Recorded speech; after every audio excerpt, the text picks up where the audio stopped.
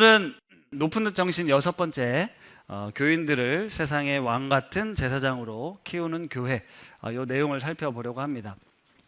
CCM 가수 중에 송정미 씨라는 분이 있습니다. 아마 잘 아실 거예요. 이 송정미 씨가 이제 성악가로 이제 대학을 진학한 이후에 이제 성대 결절이 와서 그 전에 꾀꼬리 같았던 목소리가 나오지 않아가지고 힘들어했던 때가 있습니다.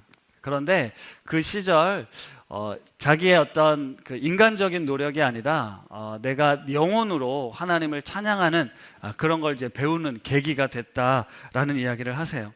자신의 목소리가 예전 같지는 않았지만 하나님의 은혜로 영으로 찬양하는 법을 배우면서 그의 삶도 그의 방향도 이제 많이 바뀌었죠.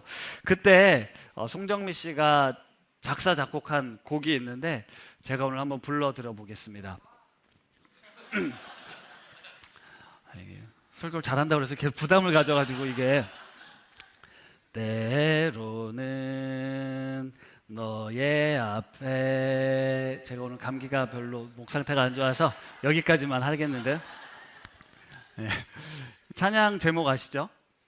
축복송입니다. 이 축복송 가사에 이런 가사가 있어요. 너는 택한 족속이요 왕같은 제사장이요 거룩한 나라 하나님의 소유된 백성이다라는 가사가 있습니다.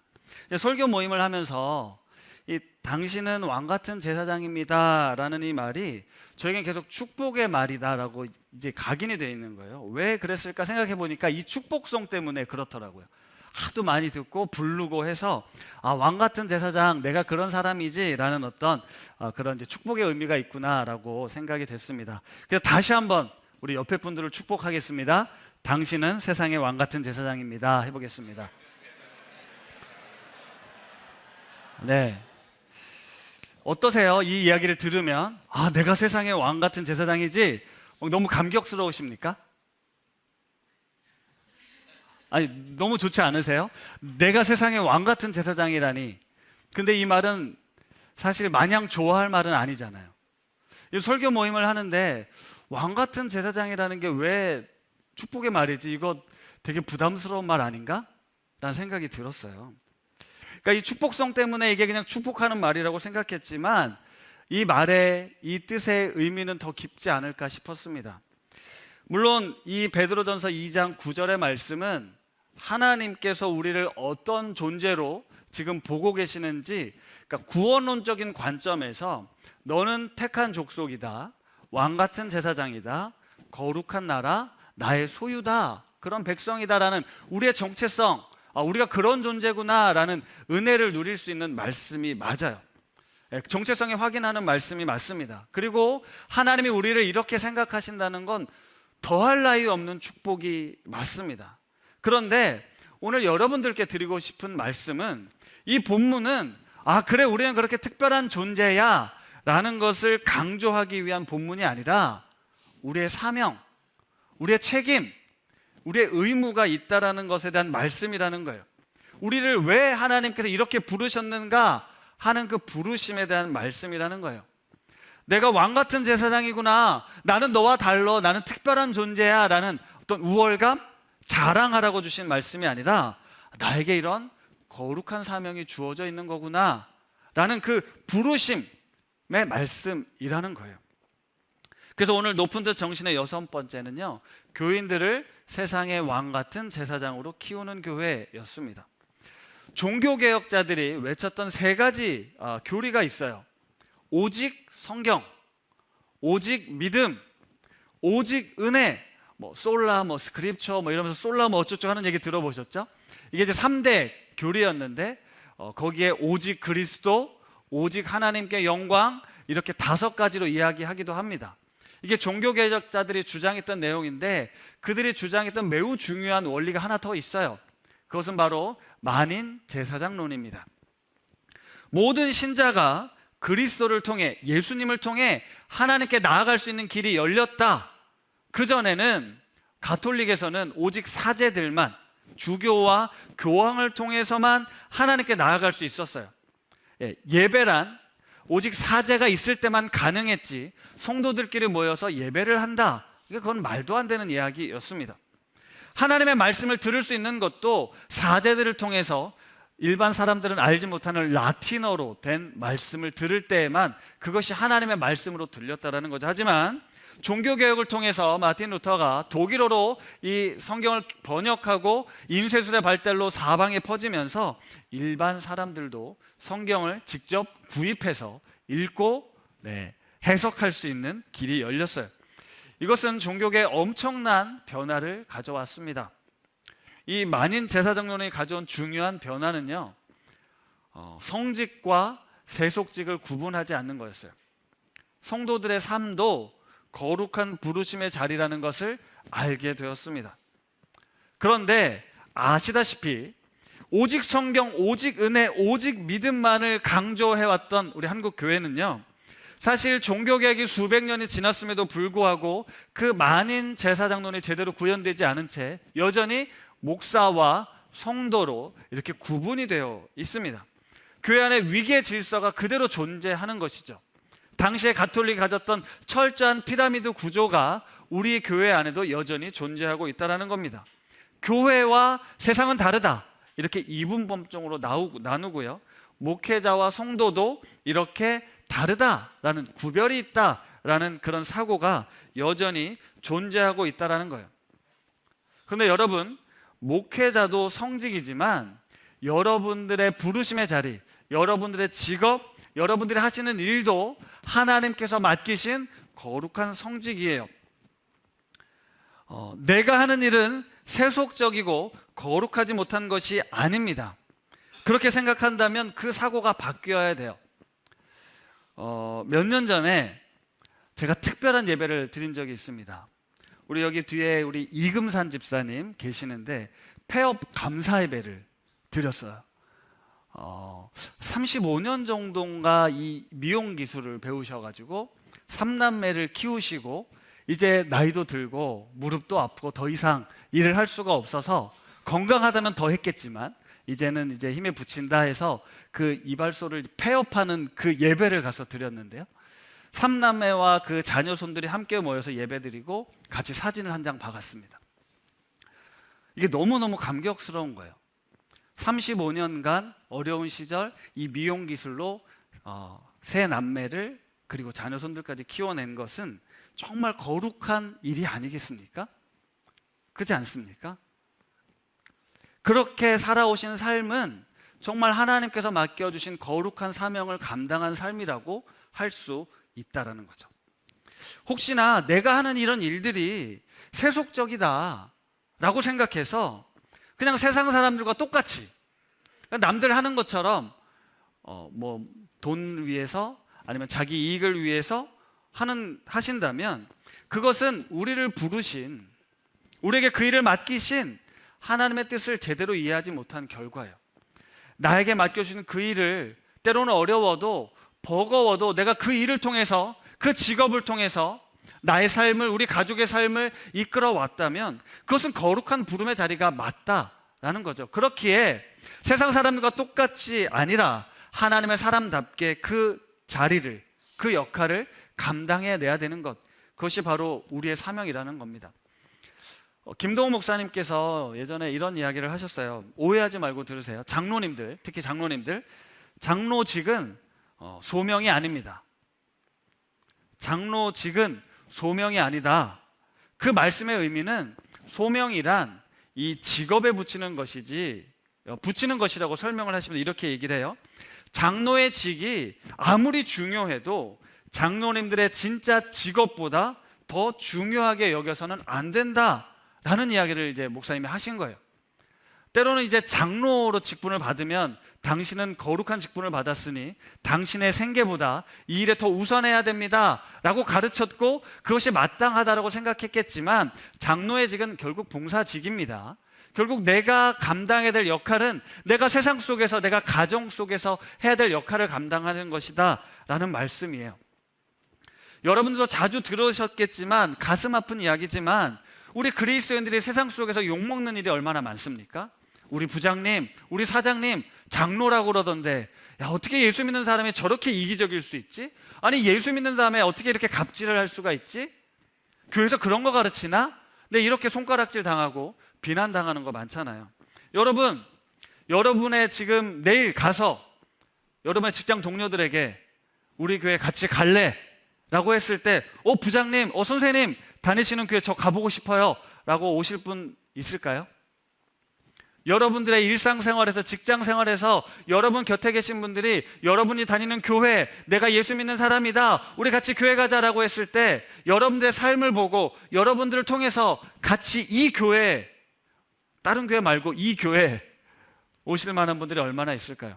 이 교회에 와서 사람들 앞에서 거룩한 장로님으로, 신실한 권사님으로 막 사람들이 이야기를 하는데 일상의 삶을 알고 계시는 직원분들이 여러분들의 삶을 보면서 야, 이중적이네 라고 느끼지 않겠습니까? 정작 우리 삶의 자리, 직장에서는 하나님의 이름을 영광스럽게 하고 있는가, 우리가 좀 살펴보아야 할 대목이라는 거죠.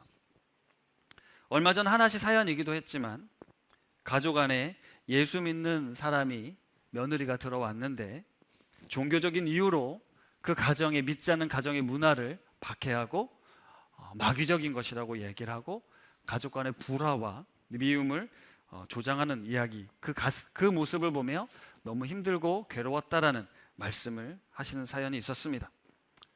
이렇게 좋은 신앙, 주님을 위한 열심, 내가 알고 있는 신앙적 교리들을 가지고 결국 하나님의 사랑의 본질을 놓친 채 우리의 신앙의 열심, 잘못된 결과들을 가지고 살아왔던 우리의 모습들, 지난날의 과오들이 참 많습니다. 정말 세상 속의 거룩한 제사장으로 우리의 삶을 통해 하나님을 드러내야 하는데 오히려 하나님의 이름을 먹칠하고 그 이름을 욕되게 한 것은 아닌가? 우리가 돌아보아야 한다는 거죠. 청년들이 젊을 때 주님을 위해 헌신해야 된다는 말씀 들어보셨죠? 저도 그런 이야기 들었습니다. 제가 청년기에 예수님을 만나면서 제 삶을 하나님께 드리는 것이 정말 이게 귀한 일이구나 라고 해서 제가 대학에 진학하자마자 학업은 뒷전으로 하고 열심히 교회를 다니고 예배를 다니고 집회를 다니고 선교하겠다고 여기저기를 다녔습니다. 그리고 받은 성적은 처참했죠. 제 인생의 발목을 잡을 뻔했어요. 나중에 우선은 내 학업과 내 직업을 위해 최선을 다해야 함에도 불구하고 교회를 핑계로, 주님을 위한다는 핑계로 자신의 역할과 책임을 소홀히 하는 경우들이 참 많았습니다. 청년 때 은혜 받고 멀쩡한 학교 갔다가 갑자기 목회자가 되겠다, 저 같은 사람이죠. 선교사가 되겠다, 그건 특별한 부르심이야, 잘했어 라고 되기보단 사실 이젠 우리가 가지고 있는 전문성을 가지고 내가 가진 직업을 가지고 우리가 그리스도인답게 살아가는 것, 이것이 참 중요하다는 거죠. 물론 청년기의 중요한 시간, 그 시간에 신앙적으로 훈련을 받고 믿음을 키우는 것도 중요합니다. 우리의 삶의 우선순위를 바로 해야 된다는 뜻이에요. 얼마 전에도 이 우선순위에 대해서 말씀드렸는데 우리가 나의 본분과 나의 역할, 내가 맡겨진 그 책임을 다하는 것이 우리 삶의 우선순위예요. 그 다음에 교회를 위한 일을 하는 거죠. 이런 이야기를 하면 아니 목사님이 어떻게 그런 얘기를 해요? 하나님의 일이 더 우선 아닙니까? 주의 일이 더 우선이잖아요 라고 말씀하실 수 있는데요, 여러분 잘 생각해 보세요. 하나님이 주인이시잖아요. 우리의 삶의 주인이세요. 주인 되신 하나님께서 우리 삶에서 무엇이라고 말씀하냐면 내가 너의 삶의 우선순위야 라고 말씀하세요. 너희는 먼저 그의 나라와 의를 구하라고 이야기를 하죠. 먼저라는 그 단어는 시간의 우선순위가 아니라고 말씀드렸어요. 교회 일하고 그 다음에 네 공부해, 교회 일하고 직장에 가, 그게 아니고 그런 시간의 우선순위가 아니라 삶의 절대적인 우선순위예요. 절대적인 우선순위라는 것은 무엇이냐면 하나님이 내 인생의 가장 우선된 가치라는 거예요. 공부하기 전에 공부를 하는 일을 하는 것도 정말 하나님을 위한 나의 소명이다라는 생각을 갖고 하라는 뜻인 거지, 교회 일, 주일을 먼저 한 다음에 너의 일을 해라라는 뜻이 아니라는 거예요. 정작 여러분이 해야 될 역할과 책임을 다하지 않고 이번에 특세야, 내가 특세 가야 돼 그러면서 주중에 해야 될 업무들을 소홀히 한다거나, 내가 해야 될 공부를 하지 않고 내가 돌아봐야 할 아이들을 돌보지 않은 채 하나님이 기뻐하시는 일이라고 교회를 하면 그것은 하나님께서 기뻐하시는 일일까? 그게 하나님께 영광이 되는 일일까? 그렇지 않다라는 거죠. 하나님의 주인 되신 하나님께서 내가 너의 삶의 주인으로서 내가 너를 명했다, 너를 부르신 곳, 내가 너를 보낸 그곳에서 너의 역할을 다해다오 라고 내가 분명히 부탁을 했는데, 학생으로 불렀으면 공부를 하고, 직장인으로 불렀으면 직장인을 하고, 아빠로 불렀으면 아빠로, 엄마로 불렀으면 엄마로 그 일을 해야지 왜 그 부르시면 순종하지 않고 다른 일을 하고 있냐 라고 말씀하지 않겠습니까? 혹시나 해서 드리는 말씀인데요, 우리가 세상 속에서 그리스도인으로 살아가는 게 쉽지 않잖아요. 그렇지 않습니까? 직장인으로 하루하루를 살아가는 게 너무너무 힘들고 괴로우실 수 있을 거예요. 내가 그리스도인답게 살고 싶은데 세상이 만만치 않거든요. 그러니까 내가 선을 베풀어도 돌아오는 게 전혀 이득이 되지 않고 오히려 이용당합니다. 야, 여기는 가망이 없어. 그냥 여기는 어쩔 수 없이 먹고 살기 위해 하는 거야. 나에겐 거룩한 일을 해야 될 사명이 있어 하고 다시 주의 일이라고 말하면서 교회에 와서 열심히 봉사하고 열심히 예배드리고 열심히 선교 나가면서, 하나님, 내가 주님의 일을 이렇게 열심히 했으니 저 세상 일은, 저기는 소망이 없어요. 저기는 아무리 해봐야 나를 힘들게 할 뿐이지, 내가 이곳에서 주님을 위해 열심히 헌신하고 희생할 테니 우리 아들 제발 좀 좋은 대학 갈 수 있게 해주세요. 잘 되게 해주세요. 직장에서 어려운 문제 좀 풀어주십시오 라고 이렇게 거래하듯 신앙생활을 하고 있진 않으십니까? 혹시나 해서 말씀드리는 거예요. 아무리 어려워도요, 아무리 힘들어도 하나님이 나를 보내신 그 자리가 우리의 소명의 자리고, 나의 신앙과 나의 열정과 나의 에너지를 쏟아부어야 할 곳은 바로 여러분의 삶의 자리이지 이곳이 아닙니다. 하나님을 절대적으로 신뢰하면서 그분의 선하신 뜻, 그리고 나와 함께 하시는, 나와 동행하시는 하나님에 대한 믿음을 가지고 나에게 맡겨준 그 자리를 책임감 있게, 성실하게, 누구보다 성실하게, 누구보다 책임감 있게 감당하는 거예요. 때로는 힘들어도요, 어려워도요, 억울해도요, 견디고 버텨냄을 통해서 끝까지 나의 사명, 나의 역할을 감당하는 것, 섬기는 것, 사랑하는 것, 그리고 그 어려운 자리에도 기도하는 것, 그것이 우리 하나님께서 원하시는 삶의 모습이고, 그렇게 우리를 세상 속에서 왕같은 제사장으로 부르셨다라는 거예요. 좋은 교인이 되는 것, 목사님이 시키는 대로 순종하고 열심히 봉사하고 주일 성수하고 열심히 훈련하는 것, 제자훈련, 성경 공부 이런 거 하는 건요, 우리가 세상에서 왕같은 제사장으로 살기 위한 훈련의 과정이지 그것 자체가 목적은 아닙니다. 좋은 교인이 되고 교회가 하라는 대로 다 함으로써 내 삶을 하나님께 영광 돌린다가 아니라요, 그것은 우리가 세상을 왕같은 제사장으로 살기 위한 훈련의 과정이지 그것 자체가 목적이 아니라고요. 그러니까 교회 안에서 제발 넌 아직도 봉사를 안 하냐? 야, 양심이 있으면 이제 뭐라도 좀 해야지 라는 거 눈치 주지 마세요. 세상에서 너무 힘들고 지쳐서 겨우겨우 이제 이 신앙을 지키는 것만으로도 감사해야 되는데 왜 교회 일 안 하냐고 비난하거나 눈치 줘서는 안 됩니다. 교회가 바뀌어야 돼요. 교회 일이 마치 주의 일인 것처럼, 이것이 우리가 힘을 쏟아야 되는 것처럼 속지 마십시오. 여러분들이 정말 힘을 쏟고 에너지를 쏟고 애정을 쏟고 관심을 가져야 되는 건 여러분의 삶의 자리라는 거예요. 주님을 위한 일이만이 특별한 일이 아니라 여러분에게 맡겨주신 그 자리가 하나님께서 여러분에게 맡겨주신 특별한 소명의 자리라는 것을 기억하고 그 삶을 통해 어떻게 하나님께 영광 돌릴 것인가를 고민하십시오. 아멘. 오늘 이 베드로전서 2장 9절의 왕같은 제사장이라는 이 9절의 원문은 해석이 좀 분분합니다. 보통 이 해석은 왕같은 제사장, 나 왕같은 제사장이야 라는 어떤 존귀한 신분 있잖아요. 나는 너랑 달라, 나는 왕같은 제사장이야, 하나님이 나를 이렇게 부르셨어 라는 것이 많이 부각이 됩니다. 그래서 그렇게 축복하는 거예요. 당신은 왕같은 제사장입니다. 그런데 새 한글 성경은 다음과 같이 번역을 하고 있는데요, 같이 한번 읽어보겠습니다. 시작.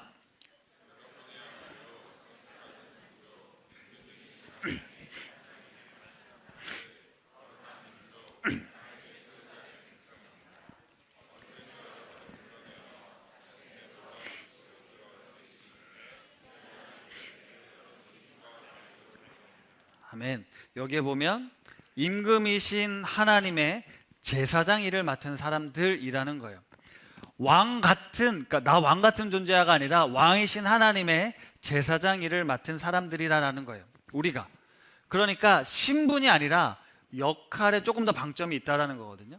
왕 같은 제사장은 왕의 곁에서 그 제사장 일을 맡은 사람들이라고 해석을 하면, 내가 왕 같은 제사장이라는 것에 물론 감격할 수 있지만, 나에겐 왕을 모시는 제사장의 역할을 해야 되는구나 라는 거예요.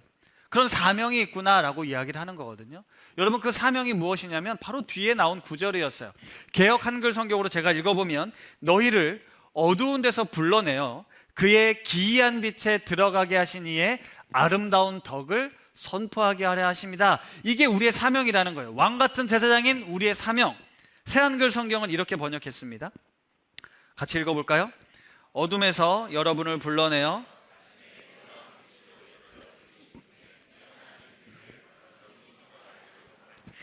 어둠에서 우리를 불러내서 자신의 놀라운 빛으로 이끌어드신 분의 뛰어난 일을, 그 뛰어난 나 같은 자를 이 밝은 곳으로 불러낸 그 뛰어난 일을 세상 사람들에게도 힘껏 알려야 되는 사명이 우리에게 있다는 말씀이에요. 이것이 바로 복음을 증거하는 아름다운 덕을 선포하는 삶, 그 삶으로 우리가 부르심 받았다라는 겁니다. 우리가 예배를 드리면서 내가 하나님께 택함을 받고 왕 같은 제사장으로 부름을 받고 거룩한 나라, 이건 너무 감격스러운 고백이 맞습니다. 예배 중에 이 사실을 감격하며 나 같은 자를 구원하신 하나님의 은혜에 감사함으로 우리가 하나님께 아멘, 할렐루야를 고백하고 난 다음에 집에 가자마자 아들을 보며 욕하고, 넌 도대체 지금 뭘 하고 있냐? 세상에 나가서 여전히 똑같이 경쟁하고 시기하고 속이고 갑질하고 세상의 즐거움과 쾌락을 탐닉하고 있다면, 우리는 이 종교 생활을 통해서 세상에서 받은, 가정에서 받은 스트레스를 푸는 그런 스트레스 푸는 장소였지, 하나님께서 주신 사명을 다시 확인하고 세상에 나아가 하나님의 아름다운 덕을 선포하는 삶을 사는 그리스도인, 왕 같은 제사장의 삶을 사는 게 아니라는 거예요. 우리는 여기에 스트레스를 풀러 온 것이 아니라 우리를 부르신 하나님의 은혜에 감격해서 나에게 사명이 있지, 나에게 부르심이 있지, 내가 그 자리로 나아가 그 삶을 사는 것, 어둠이 가득한 세상에 복음의 빛을 비추는 부르심을 우리가 받았다라는 거예요. 오늘 읽었던 10절에는 뭐라고 나오냐면, 전에는 백성이 아니더니 지금은 백성이다라는 거예요. 우리 이야기하는 거예요. 전에는 너희가 긍휼을 얻지 못했지만 이젠 예수님을 통해 너희가 긍휼을 얻은 존재들 아니냐, 너희들이 그런 존재 아니냐, 우리가 그런 인애를 입지 않았습니까? 이 세상 사람들, 여러분들이 비난하고 함부로 대하고 무시하는 사람들도 마찬가지라는 거예요. 그들도 지금은 백성이 아닌 게 맞죠. 그들도 아직도 여전히 하나님의 긍휼을 얻지 못한 사람들이 맞습니다. 그들에게 긍휼을 베풀 사람이 누굽니까? 이 복음을 전할 사람이 누굽니까? 우리라는 거예요. 내가 그런 은혜를 입었으니까요. 복음의 빛이 어둠 가운데서 나에게 비추어서 내가 그리스도인으로서 이런 놀라운 은혜와 축복을 받았다면 그 사명을 우리가 감당해야죠. 사도 바울이 이렇게 이야기를 해요. 로마서 15장에 보면 16절에 이런 말씀이 있는데 같이 한번 읽어볼까요? 이 은혜는 곧 나로 이방인을 위하여 그리스도 예수의 일꾼이 되어 하나님의 복음의 제사장 직분을 하게 하사 이방인을 제물로 드리는 것이 성령 안에서 거룩하게 되어 받으실 만하게 하려 하심이라. 아멘. 이 은혜, 바울이 받았던 은혜는 뭐였냐면, 나 같은 존재를 찾아오신 하나님의 그 놀라운 사랑, 자기를 핍박하고 자기를 공격하는 나를 찾아오셔서 그리스도의 일꾼 삼아주신 사도 바울의 은혜. 그래서 나는 이방인을 위해 그리스도 예수의 일꾼이 되어 하나님의 복음의 제사장 직분을 하게 하사 이방인을 제물로 드리는 사명, 나에게 있다라는 거예요. 이것도 새한글 성경으로 번역해 보면 조금 더 이해하기 쉬운데요, 제가 다시 읽어드릴게요.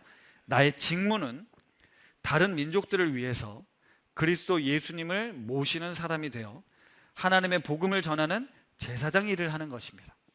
그래서 다른 민족들이 하나님께 기꺼이 받아들여질 만한 제물, 성령님 안에서 거룩하게 된 제물이 되도록 하는 것입니다. 아멘. 하나님의 복음을 전하는 제사장 일 이야기를 해요.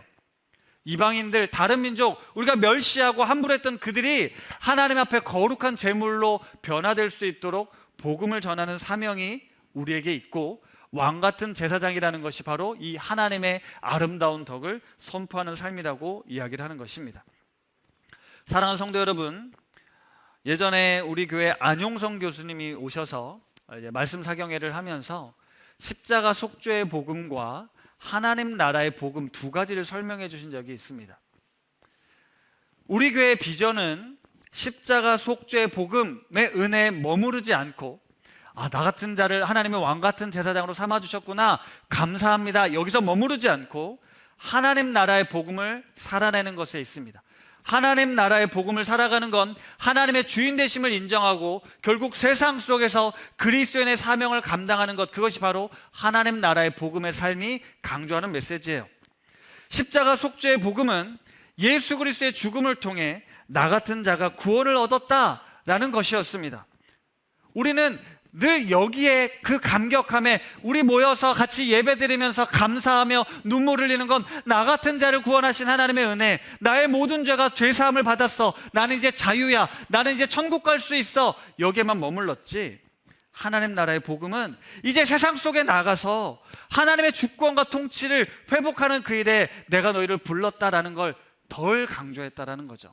그러니까 세상은 하나님의 주권과 통치가 있는 곳인데 세상은 세상이니까 세상의 식대로 살아야지, 세상 사람들과 똑같이 행동하고 말해도 전혀 거리낌 없이 살았다라는 거죠. 아니요, 거기에도 하나님의 주권, 하나님의 다스림과 통치가 필요하기에 우리는 이곳에서 내가 받은 그 구원의 은혜를 가지고 저 이방인들, 저들도 하나님께 드려지는 거룩한 제물이 되기 위해 우리가 이 복음을 전하는 사명 있다라는 것입니다. 고린도후서 5장 17절에 이런 말씀이 있죠. 거듭남과 구원을 설명하는 본문입니다. 같이 읽어볼까요? 그런즉 누구든지 그리스도 안에 있으면 새로운 피조물이라, 이전 것은 지나갔으니 보라 새 것이 되었도다. 이게 암송 구절이에요. 나의 모든 죄, 나의 지난 과거, 이 모든 것이 그리스도 안에서 새롭게 되었다, 나 이제 새 삶을 살게 됐어, 이 구원의 감격을 고백하는 말씀입니다. 그런데 이런 십자가 은혜의 복음, 속죄의 복음 이후에 나오는 18절과 19절 말씀이 있어요. 같이 읽어볼까요? 모든 것이 하나님께로 났으며 그가 그리스도로 말미암아 우리를 자기와 화목하게 하시고 또 우리에게 화목하게 하는 직분을 주셨으니 곧 하나님께서 그리스도 안에 계시사 세상을 자기와 화목하게 하시며 그들의 죄를 그들에게 돌리지 아니하시고 화목하게 하는 말씀을 우리에게 부탁하셨느니라. 아멘. 여기까지 가야 된다고. 내가 그리스도에서 새로운 피조물이야, 그 은혜와 감격 속에만 머물지 말고 여기까지 가야 된다.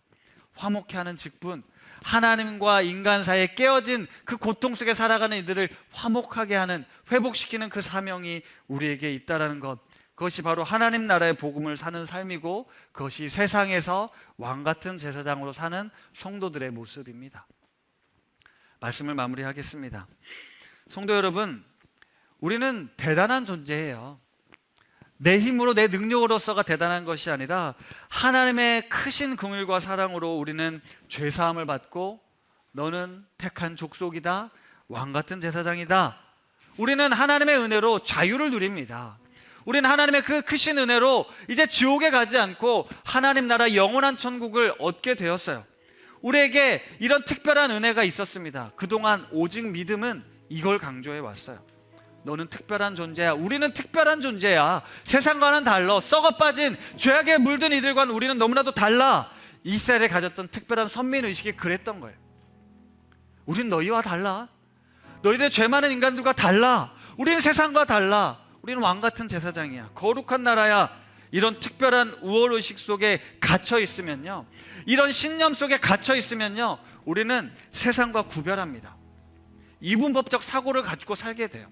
세상에서 하는 일들은 하찮은 것, 별 볼 일 없는 것, 세속적인 것으로 여기고 거기서 거룩한 삶을 살기보단 더 열심히 종교적인 일에 몰두합니다. 그것이 거룩한 일이라고 생각하고 그것이 주님이 기뻐하시는 일이라고 착각하면서 말이죠. 이런 특별한 의식, 우월의식, 특별한 정체성은요, 우리가 자랑해야 될 게 아니에요. 하나님이 은혜로 선물로 주신 걸 왜 우리가 뭐 때문에 자랑합니까? 그건 자랑할 만한 것이 아니에요. 하나님이 은혜로 우리를 구별하셨다, 택하셨다, 왕같은 제사장으로 삼으셨다라는 건 자랑이 아니라 우리 삶의 든든한 기초여야 합니다. 그 어떤 것으로도 흔들 수 없는 든든한 기초, 우리는 이 말씀에 든든한 뿌리를 내려야 돼요. 여러분이 세상에서 돈 좀 없다고, 실력 좀 없다고 세상 사람들 비난하고 무시하고 함부로 대해도 우리는 그렇게 함부로 대우를 받을 그런 존재들이 아니라고요.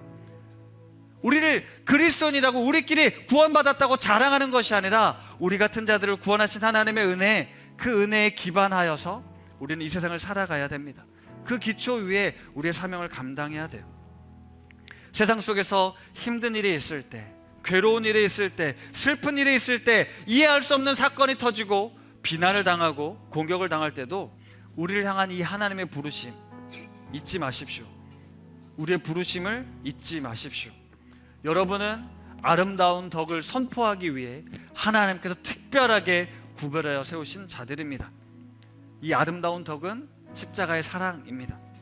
생각해 보니까 십자가의 사랑을 선포하는 것이 우리의 사명이에요. 우리가 세상에 나가서 너는 그것밖에 되지 않는 인간이야, 너는 쓸모없는 놈이야, 너의 인생엔 희망이 없어, 네 인생은 실패야, 너가 잘못하니까, 네가 그따위로 사니까 그렇게 살 수밖에 없는 거야 라고 비난하고 정죄하고 지적하는 것이 우리 그리스도의 사명이 아니에요. 우리의 사명은요, 아름다운 덕을 선포하는 건요, 당신도 하나님의 자녀입니다. 당신에게도 하나님의 긍휼이 필요합니다. 당신도 용서받을 수 있습니다. 당신도 나처럼 새로운 삶을 살 수 있습니다. 당신에게도 희망이 있습니다. 당신에게도 길이 있습니다. 이것을 알려주는 것, 그것이 바로 복음을 증거한 우리의 삶이라는 거예요. 여러분의 가정에서 여러분의 남편, 여러분의 아내, 여러분의 자녀들, 여러분의 부모님들께 전해줘야 할 말씀은 네 인생은 왜 그렇게밖에 되지 않냐가 아니에요. 그들을 사랑하는 하나님의 말씀, 하나님의 복음을 가지고 그 영혼들을 축복하며 격려하며 위로하는 것입니다. 세상에서도 마찬가지죠. 학교에서도 마찬가지입니다. 우리가 그 위를 얻지 못한 존재, 자녀로 인정받을 수 없는 존재였지만 하나님은 그런 우리를 찾아오셔서 왕같은 제사장으로 변화시켜 주셨습니다. 그 자부심을 가지십시오. 주님이 우리의 산 소망이 되셔서 불가능한 것들, 죽음을 깨뜨리시고 우리를 살리셨던 이 놀라운 복음의 능력이 우리에게 있습니다. 세상에서 주눅들지 마시고 세상 사람들과 똑같이 세상의 식과 법대로 따라 움직이지 마시고 그리스도의 십자가 복음을 가지고 더 사랑하고 희생하고 용서하고 사랑하는 삶을 통해 하나님 나라의 복음, 그 아름다운 덕을 선포하는 우리 우신 가족들 다 되실 수 있기를 주님의 이름으로 축복합니다.